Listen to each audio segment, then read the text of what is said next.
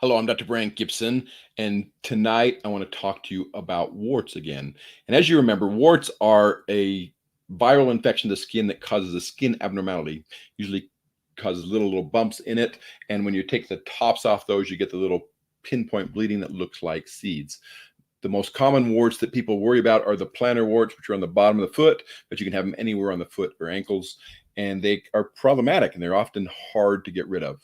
So if you've tried all the other treatments, if you've done some of the conservative treatments, some of the at-home treatments and everything, and nothing is working, the last resort is to do surgical removal where we actually cut out the wart.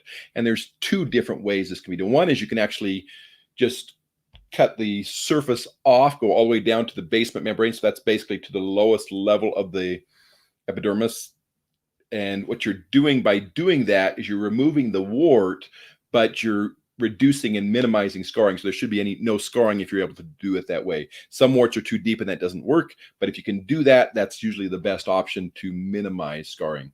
Number two is that you literally just excise it. You cut it out and you sew it closed. And in those cases, there will be a scar, but a lot of times if the wart's really thick or if it's really large, sometimes that's the best option and that can still resolve the problem. Now, the key to this is to make sure you resect the whole entire wart. If you leave any part of it, it's going to continue to grow. It's going to continue to come back.